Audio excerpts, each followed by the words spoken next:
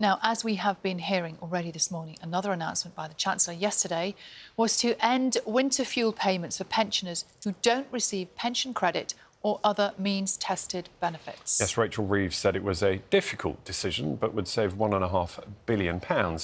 But that move has been criticised by charities and the Conservatives. Let's speak now to former Pensions Minister Baroness Ros Altmann. Altmann, morning to you. First of all, just your reaction to the announcement yesterday by the Chancellor. Well, Sally, I was so disappointed and actually quite shocked that this decision was announced with virtually no notice. I know how much pensioners, the poorer pensioners, and there are millions of pensioners who are simply not well off, rely on every penny of their state pension. And although the government says it will be protecting the triple lock, actually this move on its own is worse than just taking away the minimum 2.5% guarantee of the triple lock, because it amounts to a 3% cut in the basic state pension for the over 80s and a 2.5% cut for those who are on the new state pension if you're over 80 and you lose your £300. This is not, in my view, a decision that should have been taken, and I hope that there might be a chance it will be reversed. I know you've just said you're shocked. Your reaction is so interesting. Are you shocked at the speed of this announcement or by the announcement itself, because there may have been other options that they could have taken instead? Well, I'm shocked that the Chancellor has chosen to take money away from some of the poorest people in our country, the elderly, who haven't got a chance of working more to make up for anything, or maybe looking forward in future to a better standard of living.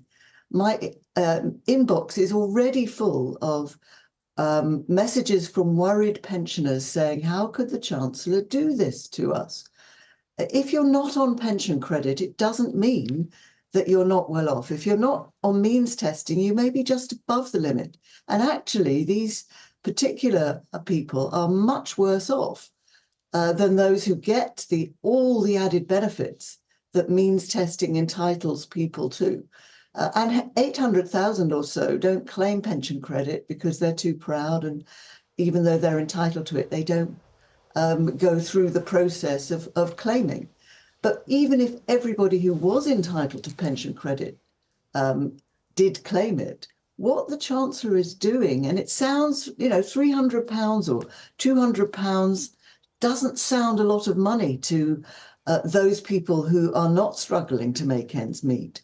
But unfortunately, with the state pension that we have being so very low and lots of pensioners just trying to eke out a living, and having already faced the prospect of losing the extra cost of living payments, and that I do understand, the winter fuel payment has been part of the state pension deal for decades now, many, many years, since the early 2000s. So what you're saying is, with the old state pension, if you're over 80, your pension is going to be cut by 3%. If you are under 80, it will be cut by 2.2%. Even those on the new state pension, this amounts to a 2.5% cut for the older ones and a 1.7% cut for those who are younger. So it makes it even more difficult, especially as it's expected that energy bills are going to be starting to increase, just as these payments would normally have been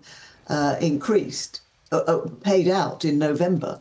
Lots of pensioners were expecting this money to come in, and suddenly it won't be there.